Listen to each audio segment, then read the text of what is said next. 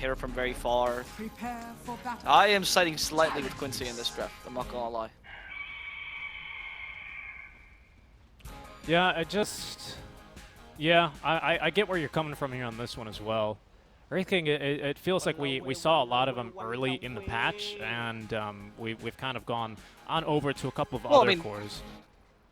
The hero's good, don't get me wrong, I have nothing against Wraith King as a hero, and I think this is the, like I was mentioning with Ancient Apparition for a reason, it's a good combo.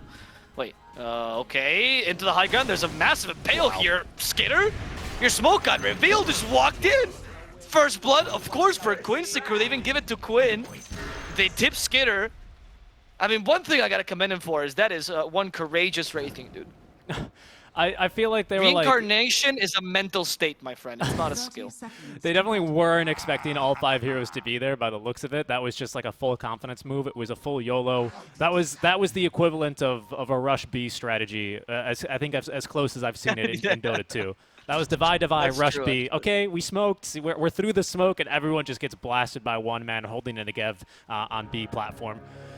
So yeah, that's first time I've seen, well, we see it every now and then, but of course Tundra, they just got to shake this one off right away. They can't afford to let that one linger on the mind in an all-important game number 3. LOA now it looks like he'll be killed off. This will proc kill goes on over to Fanta. So some small recompense there, but of course Quinn getting the first blood bonus, and even of course the mental warfare game starting early on with those tips onto Skitter. Well, at least they evened this out, but the advantage here, of course, on Quinn, that first blood is going to help him considerable out in this lane. And he's going to go for the build that we've seen Limp do as well. That crosses Kin level 1 to just outlast it, whatever it is on the enemy side, and prevent them from harassing you too much. I like this very much by Quinn. I mean, he is, I think reluctantly, but he is a Viper player. He does not like playing it, as he's told us in an interview before. Yeah, Viper's got to stop spitting were the words he said, but he does like the hero, or he does know how to play the hero well. I'm hoping that he goes, you spoke of Limp earlier, and I'll give him a bit more praise, as well as quote a Reddit comments that was actually a pretty good one. Because a lot of people, when they play the Viper, not so much on the professional scene, they think of him as like this early game monster, and that's definitely true when you go for like the regular VODS build. But that's not how you really want to be playing it. The comment, wisely showed, hey, this is how you build Viper if you want to scale into the late game. You have to go for this Eye of Scotty, be more of your classic right clicker than to rely and play more around just your laning prowess. Yeah, I agree. I feel like Limp and CCNC both do this because they're used to also playing like because they play the hero so much, and in the case of Quinn, very often it's like a pseudo win condition for the team. They often play dual core with Yawar with some sort of fast carry, like the Luna, for example, on Yawar, and so building scaling is important. I think this game, you can totally scale and be useful. Against Wraithing, against DK, the only issue you really have is Lina, and even then, the lane is not that bad. Once you max the Corrosive Skin, later on in the game, you're going to be pretty A-okay against her, even against the Ancient Apparition. And you have a good game where Tide can build pipe easily. Yep, you do. Absolutely here for Lelis, who's not going to struggle too much into the skeletons. His only kind of scary moment is going to be into this Wraith Fire Blast Cold Feet combo. But again, we've got MSS here, level 1 already, with the Fire Spirits that are going to slow these attacks coming through from Skitter and Fata alike to make sure that Leslau can just continue playing the lane. Not bad at all, 5-1 compared to the 7-6. So Skitter definitely getting his fair share of denies, and more than his fair share, I would say.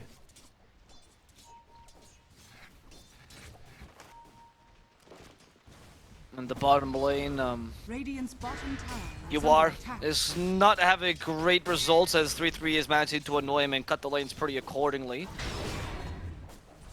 And SVG, unfortunately, is not great health for this lane. I talked about how great Luna is with the range support thanks to the Lunar Blessing, but Nyx is not that support. No. I think that they had to put the Phoenix top to deal with the Wraithing. I agree with that choice, but this did put the Luna in a more precarious position.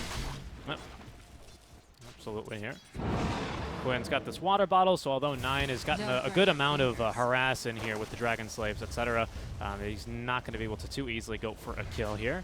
Minute 6 is when I expect to see rotations from the supports here. It's 9 and Quinn now going at it. Six stick charges, though, for Quinn are going to keep him nice and topped off, as now he's going to go ahead and start using a bit more of the regen he has available to him.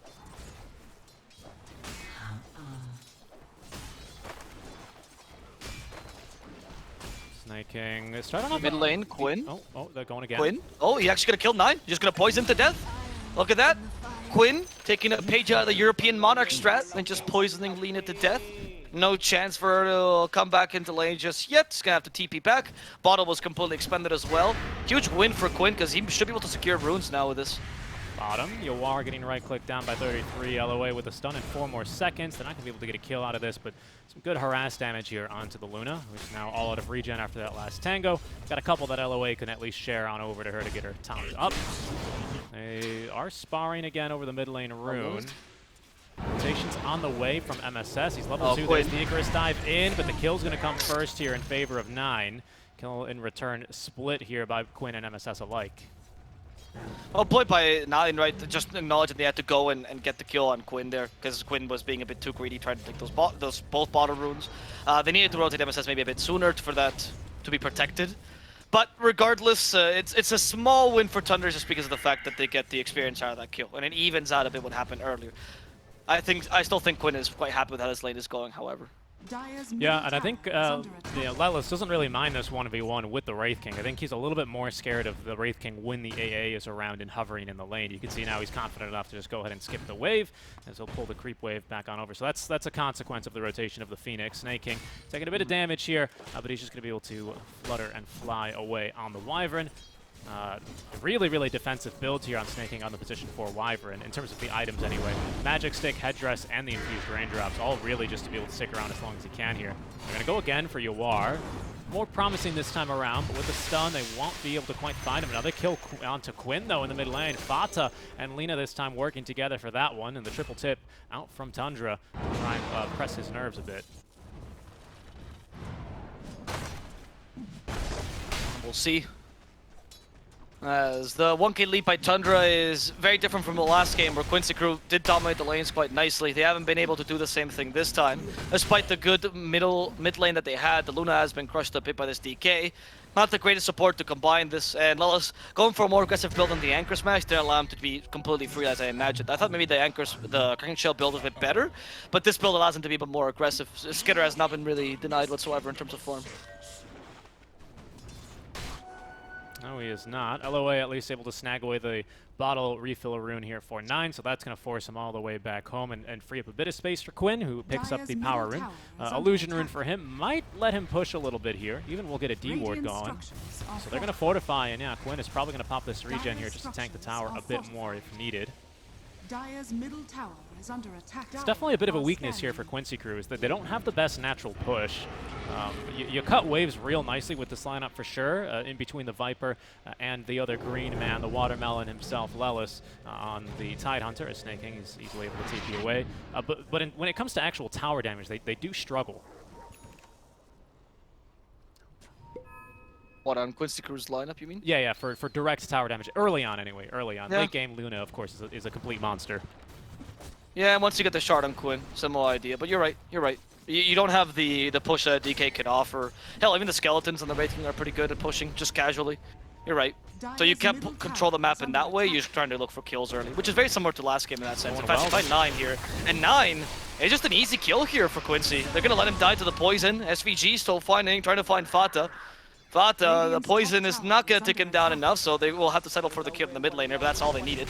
And that let us, since he's free against the Wraith King, can just completely fight him 1v1 and put him in a pickle. The Hood of Defiance, Lelis is not going to die anytime soon. Fata is going to be scouted here. LOA's got the Impale. He's going to connect onto it. That'll trigger the Icarus dive. Level 3 Fire Spirits here. Fata, he's going to get the Cold Feet to proc, but after he dies, at an earlier point in mana burn, I want to say, from LOA, at level 4, is going to be used for the kill. Skitter, of course, saving onto that skill point after losing 2 of his own heroes in the jungle. It's not really too tempting of a place to go, but no longer really enjoying this 1v1 matchup versus the Tidehunter. I wonder where he's going to end up going here. DD rune spawns top. Quinn's going to pick it up. Yeah, not a chance. Fata was just glanced at the rune there for a second. In fact, Fata should know where Quinn is going, avoid this trajectory completely. As Quinn is in full murder mode, now taking the enemy stacks on top of that. He's going to go for the Boots of Travel we talked about with Limp as well, right? So the scaling build to some degree. Because I honestly think that Viper can be a really useful core. all throughout the game. There's never a point where Viper's going to become too weak. You have some really, really solid matchups, especially if you deny the Lina as you've been doing until now. Yeah, for sure. Quinn's going to scout that ward. A bit unfortunate for Fata. Cold Feet should proc here, so they are TPing some friends on in to help get a kill. No, actually, this will not proc. Apologies. 33 even, I think, TP'd in, maybe thinking that something would happen there. Snaking as well was trying to rotate from behind, but LOA was going to make that one impossible. I mean, it's kind of... It's a little wild, isn't it? We're already playing here on Quincy Crew as if we've taken both the top and the mid-tier 1 tower, just so invasive in the enemy jungle, planting wards, getting now 3 kills in this jungle in the past 3 minutes, and both these towers are actually still alive. Money to burn. Feels like early on, though, this support combo of the Ancient Apparition and the Wyvern, just without the ultimates, are unable to repel these invaders. Yeah, I agree. And this comes to... they're not even really able to get the counter kills needed, right? Like, you have some decent initiation and good save on these both heroes, but as I was talking about, I see this from Tundra all the time. They don't really want to play these burst damage heroes on snaking, or they haven't at least this whole tournament. And they might need to consider it, because this makes it so much more difficult for them to control Quincy Crew's movement. Quincy Crew doesn't matter if they have map control or not, they just go in wherever they please. 3-3, look at that, Supernova straight in his face, looking for the Viper Strike as well. And that Viper Strike should slow him down enough. The GG tree still gets stunned. 3-3 trying to deny the vision there, but not going to work out for him. Yep, LOA again. I mean, we haven't been able to even get this D ward down as Quincy putting that Observer down well after. Nice bit of spike. Carapace going to proc. It's only a level 1 Carapace, though. Very, very short stun. So he'll still end up dropping to the legs of Skitter. Fanta able to defend the top wave here. But Lelis, already completing the Hooded Defiance, is not going to be, too scared of anything. He's going to walk right up to Skitter, farm all the skeletons, and actually, because of course Anchor Smash's physical damage, clear the golems as well. Lelis is, again, playing an awesome game. It's surprising. I mean, 3 Viper picks in a row for Quincy Crew. They lost game 1 on it, won game 2 with the Lelis Viper, but they flex it back on over to the mid lane here in this game for Quinn to allow Lelis instead to get a good matchup on this Tidehunter. Smoke play now coming through from Tundra as they'll gather around the tier 2 tower. Look for some sort of play here. We are now having at least the Winter's Curse available for snaking. Let's see. Smoke. Find MSS perhaps? Oh, he's just breaking the smoke at the end. He still has the Spirits and the Acre staff. I don't think he's going to die here. He's totally bunch of wasted time because he smoked with your carry. Because, I mean, you know that Lina has to recover, and you know 3-3 needs to be pushing towers because he smoked with your carry. A bunch of wasted time from poor Wraith King. And now Quincy Crew can take advantage of that by Yaward sticking a tower by himself, continues to farm in the safest of lanes. You're swapping jungles, sort of, but you haven't been able to take the tier 1 bottom nor the tier 1 mid, despite having a DK. So the swapping jungles is slightly dangerous, and Quincy Crew could even be able to punish this. Top tower is under attack. Well, then they go. Again, we've like you've said, we've yet to be able to really apply too much tower pressure, despite having the DK over on the side of Tundra. So now into the jungle, into the Dire jungle goes Quincy Crew. Kind of just, again, really comfortable to fight around here. Still smoked up, holding on to Ravage. Lelis in a good position here to catch anyone who's grouped up and trying to repel these invaders. But looks like Quincy now have eyes for this tier 1 tower. Going with BOTs. And actually with 33, perhaps now the target snaking though above. He's going to be into the fog of war. Ice Blast incoming now from Fata as well. Good damage onto LOA. They'll be able to burst him at the very least. And simultaneously save 33 from a potential slow but costly death. Okay, good kill on the tower here. Sorry, good kill on the next assassin. If they can take a tower as a result, it evens it out. But Tundra's already defend this. And that's BOT's finish now for Arlena as she botsed into this tower to be able to defend it. Quinn, I think he's in kill mode. She's trying to scale. She's trying to scale herself then. And trying to, like saying, I'm going to die a bunch this game. BOTs will be almost like a Midas for me, so that kind of works out. Fata in the top lane, Quinn. Just looking for this. There's a counterplay coming now. So that Ice Blast is the Ice Blast hit Quinn already. And 9 coming in. They hit it with the Ice Strike Array as well. 9 uses the Laguna Blade. Quinn might just die there right before the Ice Blast ends, but as a result, 9 could be in trouble. It's only SVG, however, and that Cold Embrace will keep it nice and happy. They even blocked his way with the Happy Tree, which means that's going to be 2 kills going the way of Tundra. Only losing the Ancient Apparition, most importantly, killing Quinn there. Big, big deal. Yeah, they just really read that quite nicely. I think the rotations were fairly preemptive. They did at the time have an observer ward here, which scouted his initial movement on up. And of course, with one hero showing in the lanes, who is a very juicy and tempting kill, they knew that they had the counterplay at the ready. So nice job there, just kind of, you know, getting into the mind of Quinn and killing the killer, so to speak. In the meantime, unfortunately, Lelis is not as lucky in the mid lane. He's at least got an immense amount of farm here for an offlaner. Pretty respectable amount. He's 700 ahead of 33. Almost has the Blink Dagger already. Oof, that was close. And trying to just cancel 9 wherever he goes, right? Quinn is mirroring his movements, knowing he can just initiate, and he's much safer. I mean, yeah, he got caught out there top. Okay, this happens. Mostly, you trying to mirror the Lina's movements and canceling your farm is an important idea. That way you don't have a space creator. Lina's always an easy kill for Quincy crew. Even without something like a clockwork, Nyx can just fulfill that role. Is that word to block? That Nyx, yeah, it will block the camp, yeah. For the most part, a lot of the EU teams, Tundra included, but I've seen this both from Alliance and Secret, like having vision over this secret shop area. For the most part, the EU teams will ward like right in the middle, usually cutting down the tree as well to give the most vision. I haven't seen this one before from our EU teams. Oh, Baka. Let's go, Gosh.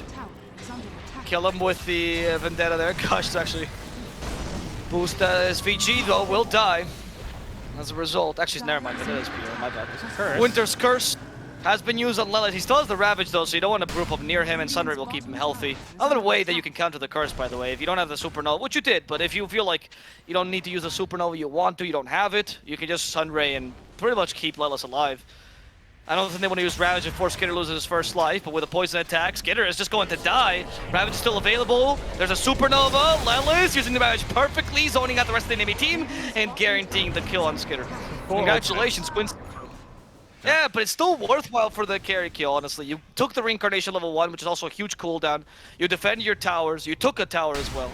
Oh yeah, I agree. It was just 4 ultimates, right? Quincy, they're not messing around. They've already got the tier 1 top. They've got the tier 1 middle. They're in no position, neither team, to be honest, are in any position to look for a Roshan fight. So yeah, why not use the ultimates?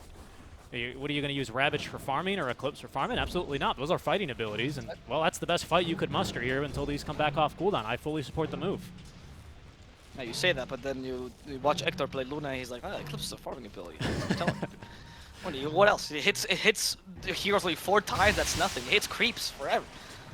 4 hits is enough to kill any creep on the map. It's genius. And someone's writing that down.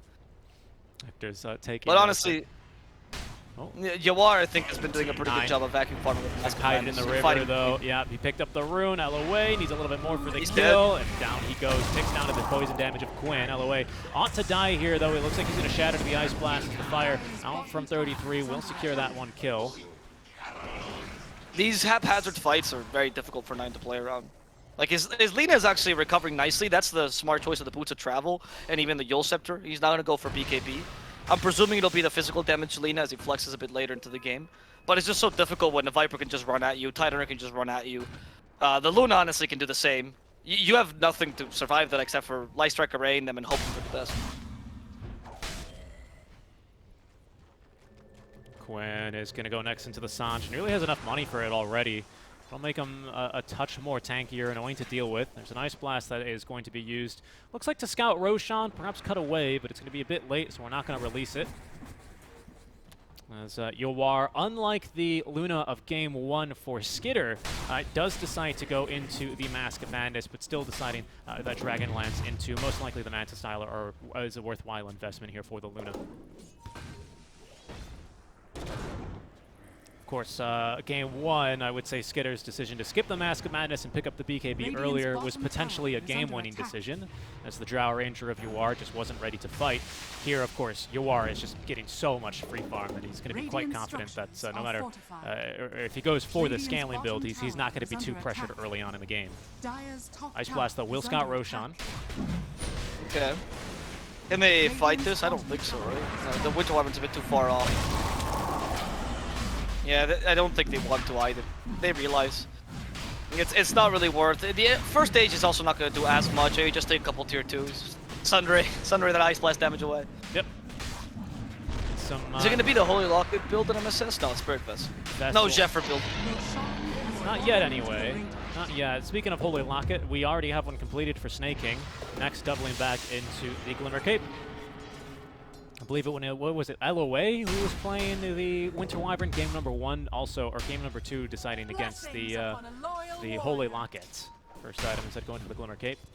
Rotating around through the trees, looking to try and find Snaking. The Snaking with some simple but effective jukes, just giving a little bit of a runaround. Some misconnections here above where the top tier 1 tower used to stand.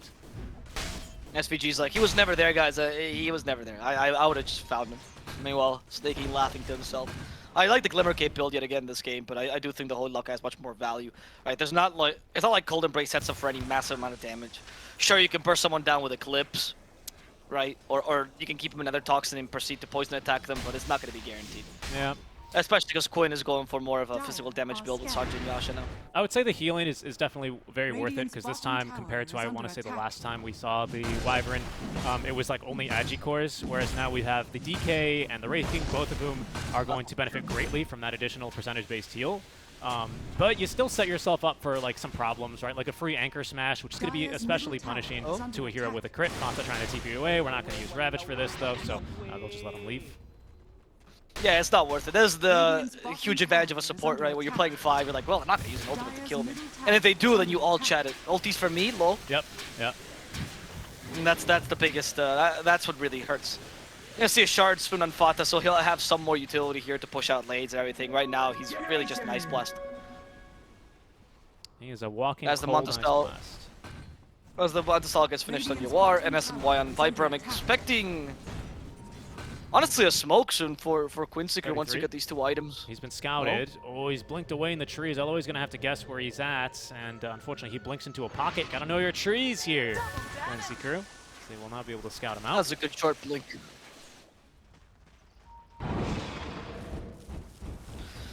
That was a good short blink. I don't think you're going to guess that on Nyx either. Well, at least not easily. The double fluffy hat build on Nyx. No mobility, unfortunately, yet. The issues of playing a 5 Nyx. We've almost got this Radiance completed for Skitter, though. He's about 1,000 gold away, just needs the recipe with the Relic already on the Courier, returning from its trip over on the Secret Trap. Quincy, though, they're going to go ahead and smoke up and potentially look for what could be a very damaging fight. Looking to reset the progress. Oh, they've scouted the Relic on the Courier here. It's up to LOA if he wants to try and decide to break it here and go for the kill, but they're actually using the Courier's vision. Now Leslau is going to turn and kill it. They've got Ravage. They're holding onto it for now because it's just Skitter that they found underneath the tier 2 tower. Snaking, though, his own Courier is going to snuff him out or scout him out as well here. The ultimate Courier betrayals. Ultimately, though, the smoke is going to be fruitful or fruitless as they're not able to find anyone. Fata hiding in the trees, has TP. Fata hang out again. Will LOA find him? He will not. Quinn's in trouble. At the TP? Or is 3-3 in trouble? Quinn has Aegis, dude. 3-3's in trouble. What's better, a walking dragon or a flying dragon? Clearly, honestly. Quinn just destroys the DK. They can even catch someone else in the bottom lane. 9. Oh no, he's not getting away this time. No matter how much movement speed you have, 9's out of mana now. Yule's the illusion. That must feel bad. We have Lucent Beam in a second. Mask Command is stopping it. There's the Lucent Beam. And that will be yet another kill on this poor Lina. Yeah, I mean, not only did they get that kill, but they were still, recovering, regrouping from the fight top. Quinn and Lelis were getting to kill mid lane, and they were so confident that they had the time to cancel that kill. We even used Vendetta, or used the auto attack damage out from Vendetta, which has been sped up significantly, I should add. So it's a lot easier and more secure to go for those types of plays. But they just knew they had these kills. I mean, Quincy crew with this first Aegis. Yeah, you're right. It's not the worst thing in the world here for Tundra, but the way Quincy are playing around it, the confidence that it's given them to make these rotations around the map are just giving them such a big lead now here. Yep. But we're getting to the point where Tundra's going to start to be able to play this game just by Radiance, right? Even though the Curry kill that delayed it a bit, you're going to get that Radiance soon enough, and then Tundra might be able to make a couple of plays. Like, 9 is still not under farm, despite how much he's dying. That's Boots of Travel really, really paying off. He's getting close to those BKB, sorry. That plus Radiance, I imagine you should be able to take a couple of fights. Yeah, it's dangerous against the Ravage. It's not going to be the easiest of fights, and of course you have to wait out that Aegis, but it's certainly possible. Maybe you, instead of trying to force fights, you wait for the mid team to come at you, you fight in your area, and then as you progress, you're very confident in your Wraith game being a bit stronger than the Luna in the late game, if you can just get close to her, of course. That's the big if, isn't it? Because we still have quite a few heroes you got to get through, as Aegis is reclaimed there on Quinn. Lawless on the Tidehunter with Blink, and actually going back for the Pipe of Insights is going to help his team out quite a bit here, because this Radiance is about to be online. He's got the recipe delivered. There it is. Now he just needs the Relic. We're going to smoke immediately here from Tundra, because they know that Aegis has been reclaimed. Again, difficult, but I think if they can get a jump here and now and start the fight off 5v4, it would behoove them greatly. Yeah, again, like I said, it's a bit dangerous against the... He's like, I'm done. Well, there's so many creeps, guys. What am I supposed to just let them go? I'm a carry. So Skitter has to take those creeps, lose the smoke. Again, I feel like the smoke is a good idea if you can get a pick off, but not a good idea if you want to force the fight. Because Ravage is still strong. In perfect position. Tundra, with respect, though, they know that Quincy crew are going to be waiting right in perfect positioning. You know, you don't want to ever push up this double staircase, you know, because it's 2 levels of terrain up. If you can avoid it, especially versus all the AoE that Quincy crew are having. Flashbacks perhaps to First Blood when they just 5-man charged right up the hill and all died for it. Well, patience here on this one here out from both sides. Second smoke. Second smoke, trying to do the wraparound. This might just work out. Thought the smoke breaks. But no. Oh, MSS, honestly. His positioning has been awesome here. Yep, they can't go in. Or maybe Tundra is going into a trap. We'll see. They stun SVG, Skitter. They wanted to lead, of course. There's the Ravage. Can they take Skitter's first life? It's not going to be too difficult. He's perma-stun 9. Acting that BKB. As Skitter has been left behind. Viper's just spinning onto him. There's still the Supernova. Sure, they lost the Tide, but they get Skitter in return. Definitely a win for Quincy as they continue onwards, hoping for Fata.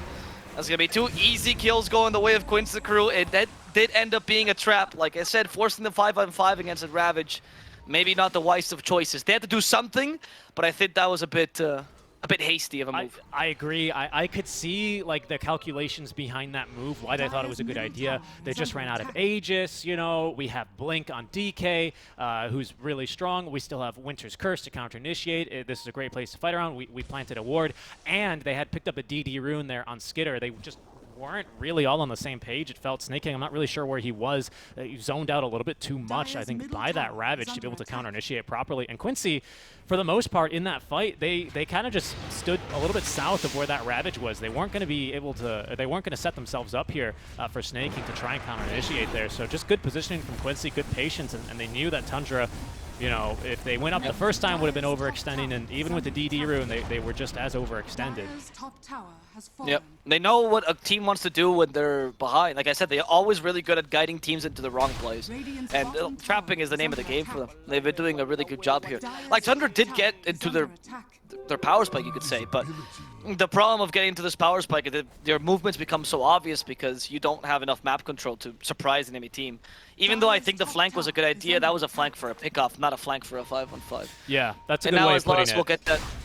Yeah. That's a really now good as way Lawless gets that Aghanims, it's going to be very difficult for them to push these lanes any further, especially if 9 dies here. Yeah, he does the BKB. Oh, that's punishing though, because Roche is going to be up in 30 seconds, Avo. That's not amazing, and by then we're going to have all the teamfight ultimates. 33 trying to TP away, but it's actually going to be Yawar who completes his TP and immediately stuns up the Dragon Knight, who is trying to split push. Second hero dead for 44 seconds. Roche now back in 15. All the ultimates up by then, and no BKB, no DK for the next 35-40 seconds. Is there a way that you could kill Tide first in these fights, or ignore that Ravage? I don't know. The BKB is not going to come on time for Skitter. I think we need to commit a lot for it, though, is the problem, right? Like, I think we need to, one, keep him stunned, because we don't have any ways of silencing him in this game. So it's got to be like an LSA into a Dragon Tail, or, you know, some iteration of that, into Ice Blast, into Laguna. That's a lot of damage, and by then, what stops Quinn, what stops Yawar from then going, oh, you used everything to kill our Ravage, we still have Supernova and LOA, who's probably wrapping around to get a stun and kill you. Like, it's just, it feels so difficult. Dire's bottom tower is under attack. Right now, I mean, these Ravages have been amazing out from Lelis, but I wouldn't say that's the reason they're winning these fights. It's mostly just Quincy being in the right positions. That is true. But maybe if you force them in a fight like this one, this might be your opportunity. They go for fun. Another great Ravage, though. That's going to take away your chances like this snaking. There's the dust onto him. He's not going to be able to Glimmer Cape himself to safety. 3-3 won't die to this, so at least it's only the 2 supports. Unless 3-3. Okay, they go to the high ground. Yawar Look at Quite this. courageous, not afraid of this anymore. That was amazing. That was amazing. Quincy, you can see they play the fight very differently for when they know the Winter Wyvern's alive and could potentially turn and curse them compared to when the Wyvern's dead. They immediately all funnel together and they go up high ground. They almost hold hands and continue charging basically after the DK. As soon as the buyback is there, they're not even risking it. They're not wasting any time whatsoever as they're just going to go ahead and grab the outpost and abscond to safety here. Again, only utilizing the Ravage out from that. At the end of the day, only killing both supports, but forcing a lot of reactions out from the likes of Tundra. Now it's all about the Roshan. The Ravage is not up, so there is a chance for Tundra here to take the Roshan. I mean, they can't go for it first, but they could somehow punish it. This is now when you try to flank and take a 5-on-5. This would be a good idea here. This smoke would be a good option, but it's so difficult without the map control. You don't know where Quincy is. If they're in the triangle, they might still be able to win the fight, as you said, because their positioning is so solid. We're soon to have a Scotty on Quinn. I think the moves by Tundra are the best they can do, given their position, but Quincy's a really hard team to beat when you're from behind. Yeah. Yeah, for sure. They just really don't like making mistakes, and when they do, they always, it seems like, have a plan B, you know, for a second after they kind of got wiped last game, for example, only to then buy back on their 3 cores and end the game. You know, it feels so difficult, and now they're just going to go straight for Roshan. Ice Blast is at the ready, but there's just no way for them to contest it in time. Second Rosh ought to be going the way here towards Quincy for free. Well, it seemed like they were expecting this on Tundra, like they were just taking this Roshan so quickly. It's gonna be Shard, probably given to the Luna the Viper. Luna. It's Luna, okay. Yep, more damage for this Luna, who's now 6k ahead of the Wraithing. Like, no matter how good the Wraithing can be in the late game matchup, because Skitter has less map control, you just can't farm as efficiently as a Luna. In general, you don't farm as fast as a Luna, even with Radiant. And no matter what core-to-core matchup you had, that 6k lead puts you always ahead of Wraith King. You even have good high ground. Another issue that Tundra are really having right now is Quinn's itemization is just really damn good. You know, much like Limps yesterday, it might even be the exact same build. I can't quite claim to remember Limps off the top of my head, but now they just got this Eye of Scotty completed, it allows Yawar to go for a little bit more of a luxury item being the Butterfly before going for the Scotty, because we still have that great attack speed slow on him to really punish the Lina, kite out the DK. In comes the Ice Blast now. Yawar is going to go ahead and definitely dodge it, as will Quinn. Fortify is through now. You are taking a fair amount of damage from the tower, but just needs to spend a little bit of time in the sun here to be able to heat the one back up. Rotations on back. Leslau. He's got Ags already, so that's got that AoE gush slowing 33 to a crawl. He's going to turn and hit him with a ranged Dragon Form stun. Leslau, another blink in 6 more seconds. We'll chase him into the trees. What do you reckon? Is this worth a Ravage here, Avo? I mean, yeah, if you can kill him, sure, go ahead. No, but I don't think the Ravage will be a guaranteed kill, so there's no point in using it. Well, I mean, with a Gush, you can just completely... Like, that's why I like the Axe build. Brax does this as well when he was playing on... I mean, any team he's played. He loves, actually, Axe first time on Tide. And it's just, you can push a lane so quickly, it's very difficult for Tundra to de-push this way, and for them to gain space that way. But now they know the Tide is bottom, so there might be a chance for Tundra to go in. Like, you can't get rid of the Ravage, just get rid of the Tide like this. Skitter, okay, no, it's 3-3, walking in for Yawar. There's the Ice Blast on top of that. Forced tap him out of the Ice Blast range. He still has the H, by the way. Winter's Curse stops SVG, but those Glaives almost killed 3-3 and Skitter. They actually do murder Skitter. They use the Cold Embrace to save 3-3. He will survive for now.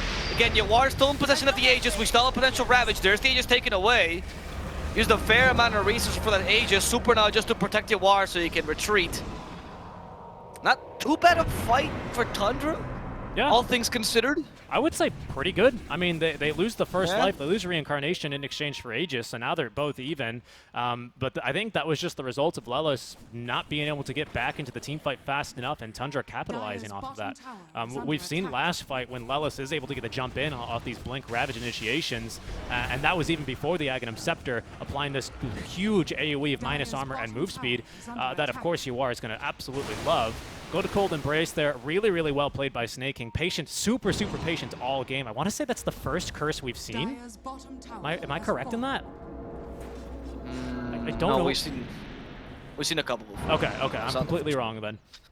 Oh, it was the first really good curse, and it'll net him a kill here. Oh, the first solid curse, yeah, but they have used it, I think, once or twice before. And near the Roche, but I recall. Okay. Mistaken. I mean, maybe we've seen 3 Winter Wyverns, so maybe yeah, we've seen a lot of Wyvern today. It's been basically always picked up in some form. 33 Nice little split push out from him. Once again, probably blinking into the trees. Is able to escape. That's Aegis, though. Reclaimed. Problem with a curse like that is what we saw the Glades. If the Cold Feet had not triggered there on Luna, that was both your cores dead in the middle of Winter's Curse, dude. That shouldn't happen, you know? That's the difficulty of using the curse on the Luna. Those Glades will keep on bouncing. You have to have really good positioning here on Tundra. You can't really re-engage in these fights. And it just seems to be getting worse and worse because you don't have a way to recover either. Despite how good your late game might or might not be, it seems like Lina might be your win condition now more than Wraith King because of her ease to get farm thanks to the Boots of Travel and the BKB. Yeah, it's not like an Alina again. This is something that teams have really wisened up to, especially at this level of play. They're not going to let 9 just play all around the map looking to split push. They've got a Nyx Assassin here to punish her if she were looking to do that, for example, and a couple of other heroes with BOTs to immediately follow up and get that kill. So it's not like 9 could, you know, really be looking to play this game like a Puck or an Ember would, because it's not easy for him here on the Lina. Exactly, yeah. You can get caught out relatively easily as well, despite your BKB. You even died a bunch before, right? So they're not going to let you do this, but you're also the best candidate to do so. Who else can do it? The Winter Wyvern to some degree? Maybe the DK by sacrificing himself like he did last game? You really need Wyvern, though, in these fights for the counter initiation. It's just too strong of a spell versus 2 agi right-clickers like the Luna and the Viper. So it's possible, but a difficult decision to make here. SVG. Okay, this is an odd smoke. I don't know. I think the smoke to retreat. No, they want to counter initiate. There's the Impale. Winter's Curse this time used, but not going to help very much, honestly. Quincy seems fine. The Ravage, which will kill Fata, unnecessary. 3-3 will avoid it with a BKB. A really odd Ravage as well by Quincy crew. In the end, Fata's the only death they have there. Okay. That's about the reaction here that Fata has. Really odd spell usage, I would say, all around, to be honest. The Winter's Curse, when I thought we were going to have a little bit more damage, I think 33 wasn't quite expecting it from the way he was positioned. It was only onto the Nyx Assassin as well, so yeah. And then the Sunray, of course, from outside to keep him healed, but they found 9. Oh, Quincy crew just wrapping around are able to end his life in a matter of seconds. Couldn't even get the BKB off if he had it available. Great find there. 9 did the greedy TP there. He thought, oh, I'll go bottom, I'll push 2 lanes at once, I can get away with this. You cannot. Not against Quincy. They're waiting for these kills, because, yeah, they can go high ground, of course, but until you have something to condition you to go high ground, you don't have an Aegis on top, why would you even try? Why would you not keep on pushing, killing enemy heroes, making sure they can't really farm too much, and play this as safe as possible? Quinn on the prowl. Does not manage to land the attack in time, unfortunately. So 33 with another why he's denying the creeps, though. Oh, right.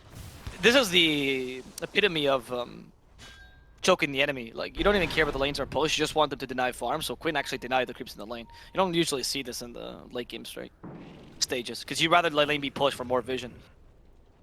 I think, did we buy out? Yeah, it looks like we did buy out for this Blink Dagger now. So Skitter, with a Blink, able to reach the backlines a little bit easier. Still with a longer duration BKB at 7 seconds. Is not going to be too unhappy with that. Is under attack. BKB duration here for 33, up to 8 seconds after his last engagement. Just waiting for the Lina to respawn here, and they may look to smoke yet again. Roche, the fastest respawn possible in 1 minute from exactly right now. So I think both teams are probably just going to look to farm, but Quincy happy to do so when they've got the basically entirety of the map to continue farming away. Tundra are just left with whatever scraps trickle into the base.